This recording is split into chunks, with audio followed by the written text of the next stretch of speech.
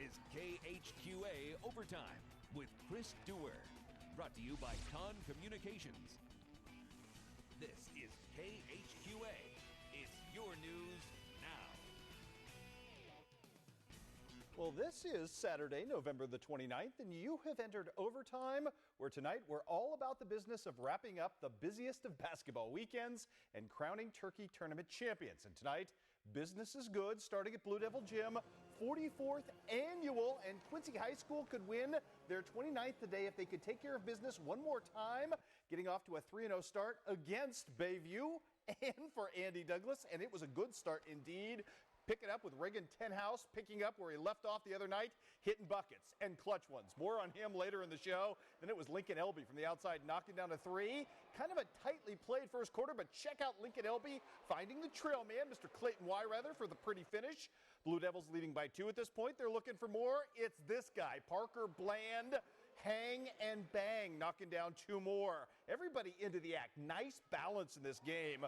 Carson Gay, long-range jumper, and then Lincoln Elby would have some foul issues in the second half. Kind of got untracked in the first half to help his team build a 1-point lead at the end of the first half. Elby with the 2 there, and then it's Lincoln Elby doing the rhythm 3 thing that he does so darn well in this game. The Blue Devils build a huge lead in the second half and just kind of keep on cruising in this one. Check out the unselfish basketball. Reagan Tenhouse over to Clayton Wyrather. All Blue Devils all the time as they get a 5-point victory and their 29th Quincy High School Thanksgiving Tournament Championship tonight, winning by the final count in this one of 50-45.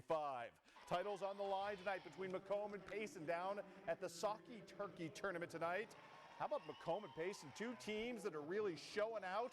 Had a really nice first week in this one, and it was back and forth in this affair early on. Hunter Flessner, this young man, going to be a good one. In the paint early, making things happen. Macomb would counter. It's Joe Burke doing, the beautiful maneuver right there to find himself an open bucket. Other end, Carter Epperson had a big game tonight, taking a hit right here, still driving it in. Payson with a 1-point lead in this ball game at the half. Second half, Bombers start working it from distance. It's Grant Hannon bombing away from outside for the 3, and then Alec Drake. Oh, Mr. Drake about to get loose as well. Started from the bottom, now he's here with the 3. Nice for Mr. Drake at that point. Back comes Payson, however, working it hard. Mr. Flessner doing his thing. Kid is absolutely fearless, gutty, gritty, call him whatever you want. Going through the double team right there and then working the pretty scoop shot. He had 12 points on the night. Clayton Conrad then making his presence felt in a week full of upsets. Payson Seymour threatening right here with a 3. Game heads to overtime after Mr. Flessner missed 2 free throws to win it with 0.5 seconds left. Indians take control in the extra period. Trevor Myers with the lay-in. Payson would hit some free throws to seal it. Macomb's final attempts to get this thing done, no good, as the trophy and the strap tonight go to the Payson Seymour Indians. What a win for them. Their first ever Saki Turkey Tournament title. They had some struggles earlier in the week. Boy, they finished up strongly, and that's what it's all about. Payson Seymour gets the win. Third place would go to the winner of Liberty and Plains. Different day, sort of the same result, unfortunately, for Greg Altmix. Michael Mass, though, he showed out early in this game. Follows his rebound right there with the putback, and then Mr. Mast, wow, he's elastic. Big-time dunk for him right there. 24 points to lead all scorers. Liberty up 7 at the half. Just like they were up big the other day against Payson Seymour. Then Plain puts things together in a comeback in the 4th. Landon Davis with the lay-in. Then Davis just doing wonderful things for the Cardinals in this thing to give them the lead. Reed Wolfmeyer is going to try to bring this back in favor of Liberty. A 3-pointer at the buzzer, but it would be no good in this one as Plains hands Liberty heartbreak for the 2nd straight day. 64-63 is your final there.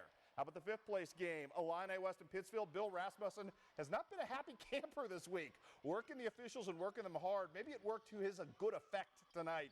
Braden Bennett got untracked as well. Feeling it right here. 30-26 at the half in favor of IW. Back come the Saukeys in this one in the second half, though. Corbin Personette with the 3 right there. Big guy. He can do it absolutely all from everywhere on the floor. Then Riley Filbert comes up and cuts the IW lead down to 54-49. More from Mr. Personette as well with the lay-in, cutting it down to a 3-point lead at 54-51.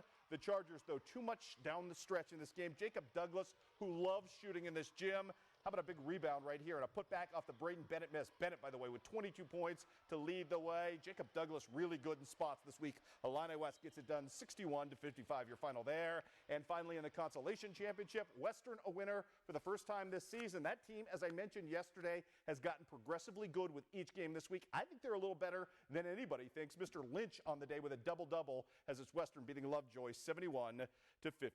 We already knew who the champion was going to be at the Suns Classic. The Unity fans giddy about that, but Central tried to kind of mess things up and put a little blood on them, stain them up and bruise them up down the stretch, and Ryan Freiberg would start that. Unfortunately for Unity, Clayton Thompson, the only guy with a hot hand early. It was all Central in this game. Central actually won this thing in the first quarter, building a 13-point lead. Lane Marlowe drops the three right there. He had 17 on the night. How about Jason Dormeyer? He's not just for squelching quarterbacks anymore. Pretty good basketball player as well. Taylor Hyman, big day as well. 22 points, bucket, Band-Aid three-point play as Central gets the win. Unity, though, at 3-1 in the tournament, gets all the tiebreakers and the championship in the tournament. Losing, though, today, 64-44 for the first time this season. Still, good week for the Unity Mustangs. A lot of people had doubts about them. They look pretty darn good this week. Elsewhere, on the other side of the bracket, West Hancock didn't have any tiebreakers working in their favor, but they did get a win tonight to finish out their stay in Augusta, 54-43. Cole Fox with 19 points there. Gully tip-off tournament shootout. Canton taking on Q&D. Both these teams 0-1. Gabe McKenzie not happy about that. Playing with fire tonight. McKenzie early on setting the tone for his team, which grabbed the early lead. Tell you what, early on, though, for Q&D, Justin Bodorf was a monster in this game. Starts off cleaning up the offensive glass. Kid can shoot. Great range on his jumper. Knocks down the three there. Gabe McKenzie, though, doesn't like that at all. He's going to answer back in kind. Long two for McKenzie. Back and forth we go. Q&D makes this about a one-point game. How about this? Nice passing as well from Mr. McKenzie and Mr. Logston at that point. Bodorf, though, just doing monster work in this first half. Going to come up here with the steal and the deuce at the other end. McKenzie's going to block it, but it was this kind of night for Bodorf early on. The block goes in. It's the three-point play. Just wow for Bodorf on the night. Q&D would trail big time as Canton went on a giant run in the first half. But third quarter, Q&D's defense takes over. The story in this game for Q&D's defense, 10 steals and 10 forced turnovers, I should say, not steals, but 10 forced turnovers in the third quarter alone. Q&D rallies all the way back. Carter Cramsey and company get the victory tonight, and it's a good one for Q&D. They needed this one. 54-53, your final quality win on the day for the Q&D Raiders. Elsewhere, tip-off tournament scores from the Spoon River were hard to come by tonight. We did get one. Beardstown lost to Lewiston 62-44. Hopefully we get some of those scores before the end of the night. I'll post them on the web for you. But really curious to see how West Prairie did tonight. If somebody has that, punch it up on Twitter. I'll get that score out tonight during overtime. Girls action today. Let's go to it. Q&D looking for their first win of the season, taking on a Calhoun team that went to the finals last year in Class 1A. Q&D down 4-0 early, and then good things start happening. Erica Obert, have a night. 17 points. She was open and effective. Mackenzie Foley, open and effective as well. And Q&D suddenly found its rhythm in this one, including to beat the first quarter buzzer, Jada Humphrey. Nicely done, young lady. 17-15 Q&D at that point, and they're never going to look back. Beth Eversman working the two-man game right here with Molly Penn, draining jumpers, and Q&D had its mojo working in this one. Leave you with a little Quinna Keating. Q&D off the schneid. They get the win, 58-44 over a good Calhoun squad. How about Quincy High School? Mired in that losing streak. Didn't win a game last year. Oh, but Orr Academy was down to get punched tonight. Starts with the two-man game. Bree Bordewick to Sydney Heck. Heck of a deal, ate it. Then it's Miala Robbins finishing strong. Quincy High School with a three-point lead there. How about Ariana Benjamin on the run? Wow, nice finish for her. Bucket in the Band-Aid and the three-point play, and then a little Tiara Edwards. Quincy High School off the schneid. They get their first win in a year and a half. Nicely done for them. 59-44 as Quincy High gets it done at Orr Academy's expense. Nice win for Brad Bergman, his first as the head coach of the Blue Devils. Good stuff there as well. Elsewhere in girls basketball action today, East Peoria, no match for Illini West. Michaela Gronwald with 15 points in the win. Illini West played again later at night against Springfield. Unfortunately, that did not go as well for the Chargers. They end up losing that game 60-50. Josie Finch with 11 points in that ball game. And it was Central going to Biggsville today and beating West Central of Biggsville. Final count in that one was 38-35. Colby McClelland with 12 points on the day. Hey, we're just getting warmed up here. We've got college action, and a little later in the show, we will unveil our first KHQA boys basketball power poll of the season when overtime continues.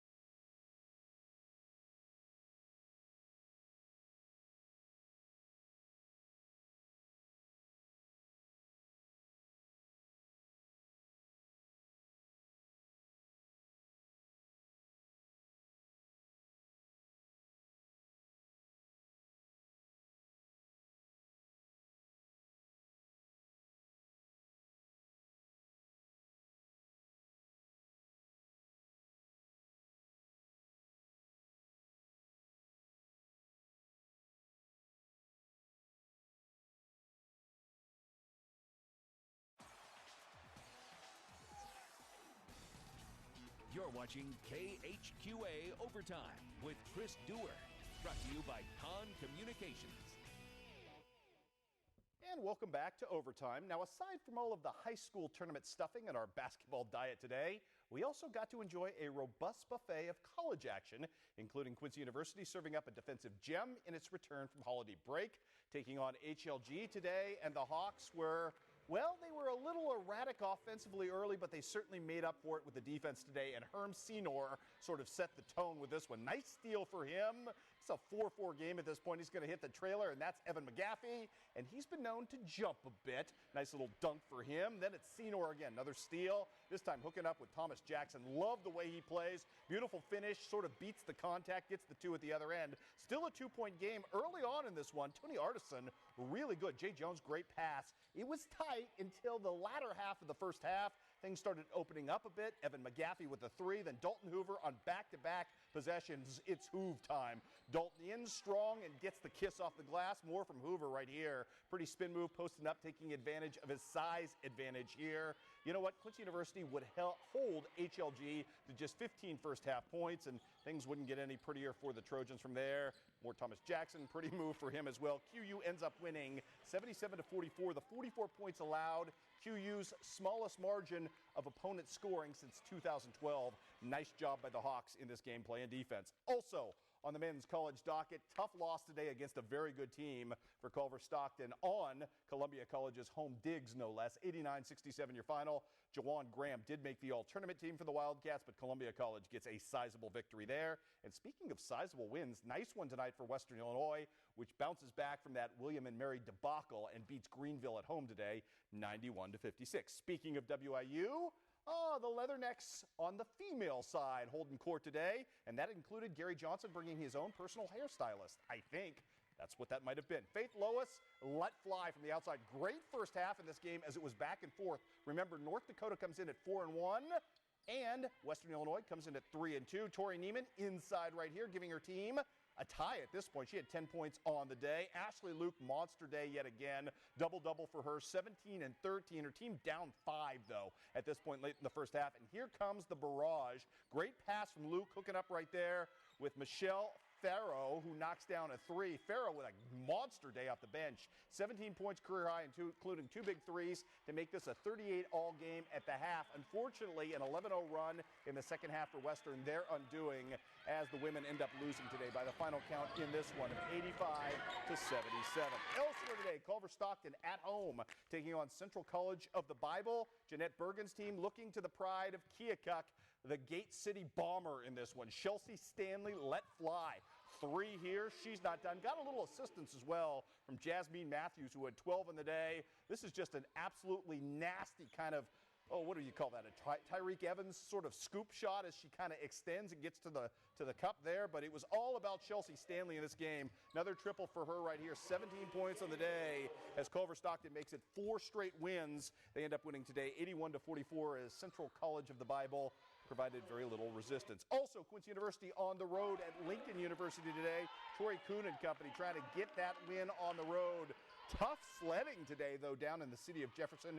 Carly Beebe trying to open things up there with a nice 3. Then Tori Kuhn working hard on the interior. She had a 14.8 rebound day, did the pride of Quincy Notre Dame. She gets the putback right there.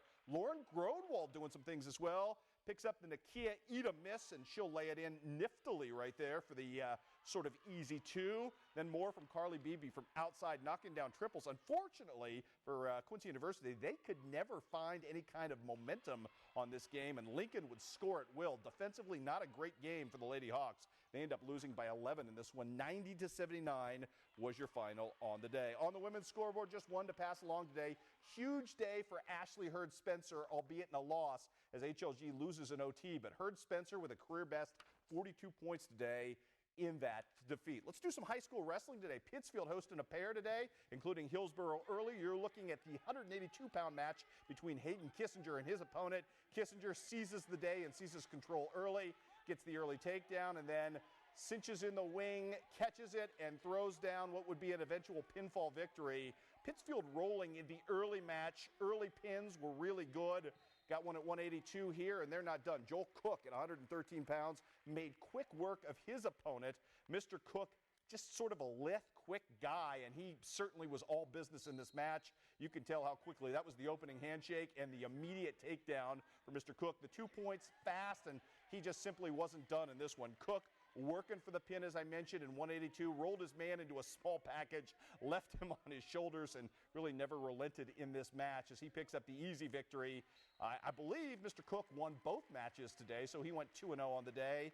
Hayden Osment also with a really good day at 132 pounds, ends up winning a decision. You will see here a couple of his takedowns, and as Mr. Osment gets control here, picks his man up, puts him to the mat, and gets the 2 points there. Osment wins a 10-1 decision as well as Pittsfield wins that opening match against Hillsborough. 46-12 was your final there, and then the Saukeys clean up as well against Carlinville, winning by the final count in that one of 39-36.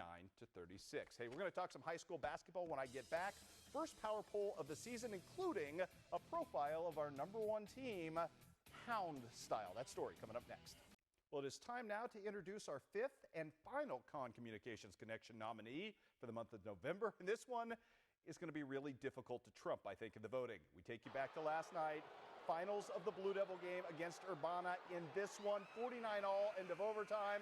Reagan Tenhouse, do your work. About to have his Tyler Tomlinson moment, and it was absolutely glorious. Check this out in slow motion one more time as Tenhouse bounces this ball for a seeming eternity off the rim, but it falls true, game-winning shot, and that is the difference in pushing Quincy High School to a tournament title. Congratulations to Mr. Reagan Tenhouse.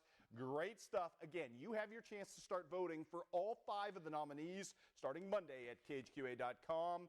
The winner obviously gets the honor of being called the highlight of the month, and if you vote, you have a chance to win a prize package from Con. Your nominees, in case you've forgotten: Zach Foot's juggling interception for Camp Point Central, Cameron Kirchner's outstanding goal for the Canton Tigers, his first of the season. They'll punch them to an upset victory over Bell. Mason Franklin with a one-handed juggling catch. And we've got Casey Kelly with a beautiful, beautiful move in basketball for the Quincy High Blue Devils last week. So 2 Blue Devil nominees there as well. All right, now let us talk a little football. This week has been, basketball. This week has been a great appetizer, but full-scale high school hoops awaits us starting Monday. In an effort to properly prep you for the season ahead, we have once again devised our preseason power poll to provide a frame of reference. And holding pole position heading into this winter for us, a team that experienced a tremendous renaissance last winter and ended up one lousy stretch of third-quarter basketball away from a trip to state. It was a tough loss last year, and we 4 points. We were really close to being in the state tournament, so that's really been on our minds throughout the off season. So that's what motivated us to work harder and just keep, try to get there this year. Oh, I think about it all the time, and then I try not to because that just puts me in a bad mood. But I think about it every time I'm in the gym, how hard we got to work so that we don't fall short. Usually you guys provide leadership. Team on 3, pride on 6. 1, 2, 3. One of my assistant coaches gave us an idea that we need to punctuate everything, and except for about 4 minutes against Grinnell in the sub-state, we we're that close, and that's where the punctuation idea comes in, is just to finish things off. What is truly interesting here, at least from the outside looking in, is just how rapidly the culture has changed around Bloodhound basketball. This is, after all, a program that prior to last season had been largely off state radar for 2 decades. And yet, after fashioning one of the most impressive one-year turnarounds anywhere, this group takes not 1 ounce of satisfaction from any progress that fell short of achieving their every stated goal. That's the nature now of the hunger. But the challenge this year has gotten infinitely more difficult.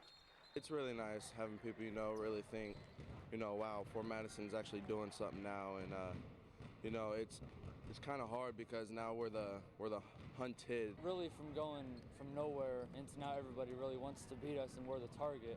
I mean, we've just got to keep that out of our mind and play every game like we did last year and just go out and play hard every game. The Bloodhounds also have questions now to answer in the paint. Wes Bernhardt's graduation guarantees opponents will come out of the gate attempting to see if there's an advantage down low to be exploited.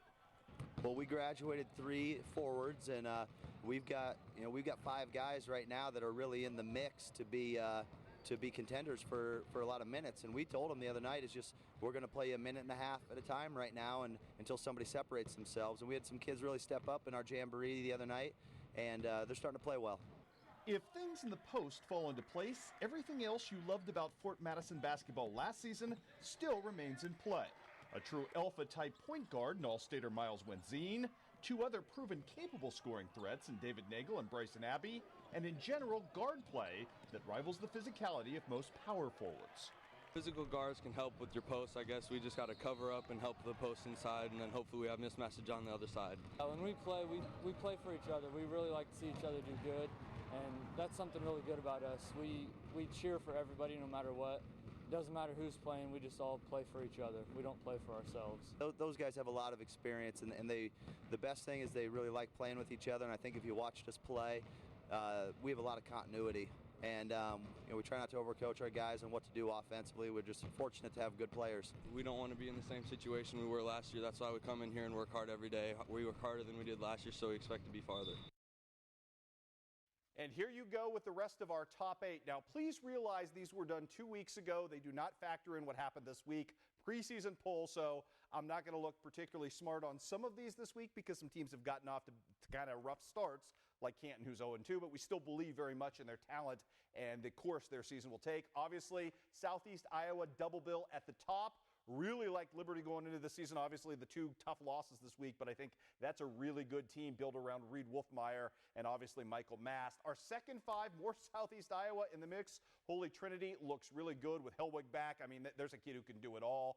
I really like Knox County, and I think we saw that since they opened the season with a nice win over a really good Canton team. That's a team that doesn't have a Royce Poirier this year, but a ton of balance there to like.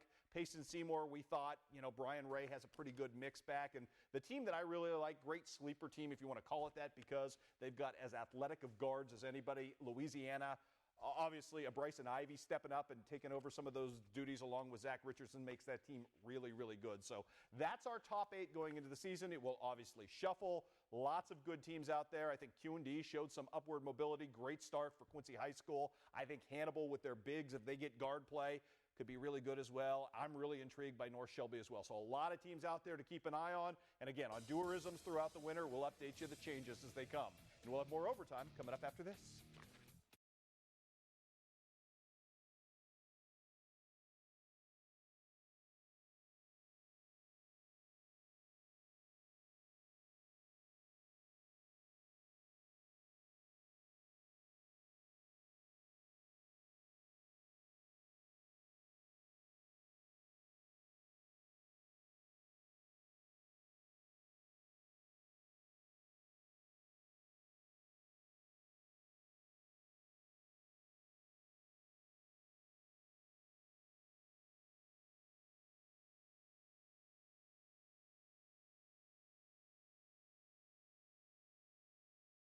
Perfect.